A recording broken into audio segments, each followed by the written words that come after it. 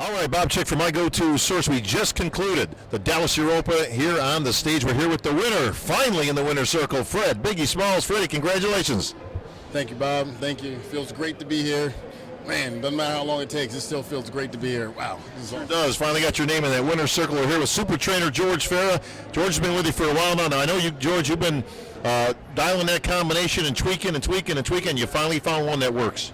Well, what happened is me and him actually find out what's the problem, and I think we'll never repeat it again.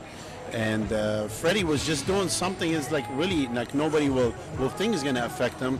But you start with one Splenda, a couple Splenda, 3, 10, 15. Later on, you're holding water you can't get rid of. And whoever works with me, as you know, I don't like using diuretic too much because I like to keep everybody healthy because of my kidney. So as soon as we got rid of this, man, just was night and day for him. So it's really not the diet. It's not like he doesn't work out hard. We all know his work ethic is it. So it's just like those little tweaks sometimes, man, what amazing can do to the body. Well, it's the small things, like you say. Everything's a fine line, George, when you especially get down to that 4-week mark, and inside of that 2 weeks, everything is critical, whether you're holding water or just not coming in the way it should be. But Freddie, probably the best version of you that I've seen on stage. Routine was off the chain as always, but how are you feeling throughout the weekend? Take me back to the prejudging, the first call-outs. You finally got in that middle slot. Had to be feeling pretty good.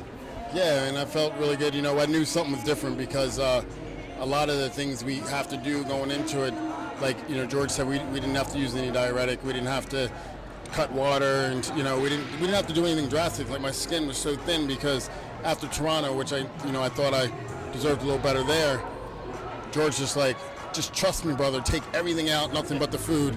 You know, if you want a little lemon, that's fine, but everything else out. And I did it, and you know, we have to cut sodium or nothing, just a little salt, and it actually, you know, it's bland, but it's worth it.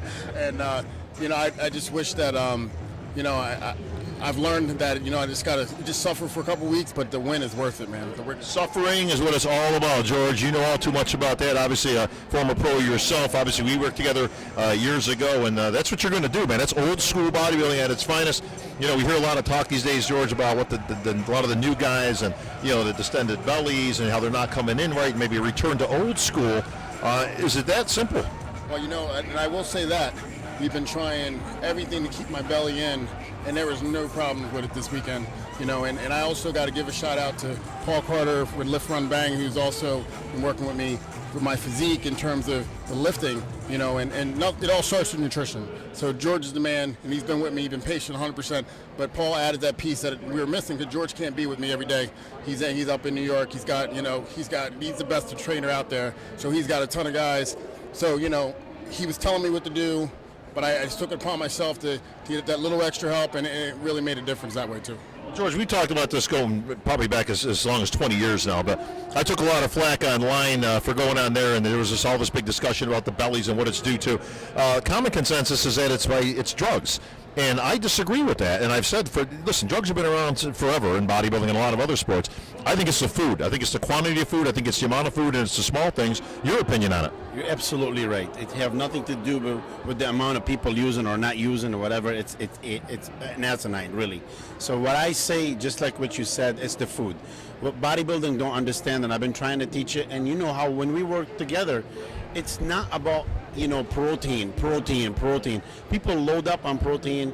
Your body cannot really digest that much. It become like a toxic. You hold more water and all that stuff. And not to mention, people, you know, the old school bodybuilders, they relied a lot on, on the carb in bodybuilding. So, and you know, you remember what we did. I mean, you had the vacuum for crying out loud, and I lost art, by the way. But you know what I'm saying? You had an amazing physique, Bob, and you remember I didn't give you much. You were having like 12 egg whites or what is that? Not even, you know, 40 grams of protein, you know, at meals.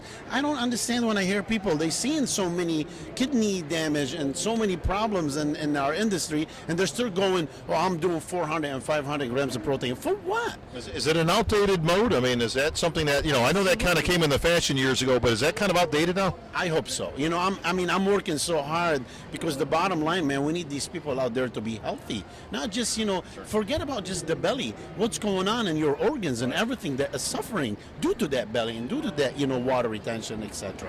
Fred, let's talk Olympia, man. We're talking the 51st, Joe Weider's 51st being celebrated in Las Vegas, Nevada once again this year, the Olympia stage. You got a chance to do what you do in front of 10,000 plus, my friend. I'm always known for my posing, but the goal is to go there this year and be known for my physique. That's really big for me. So top 10, that's what we're shooting for. We're going to come in better than we've ever been. I've done nothing but improve. That trend's not going to change, and I'm going to get back to the gym, work on these legs to make it match my upper body so we can do some damage.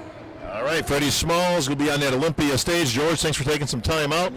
And we'll see you guys, of course, along the circuit as we march our way towards Joe Weider's 51st on the Olympia stage. For Fred Biggie Smalls and George Fair, this is Bob Chick. We're out.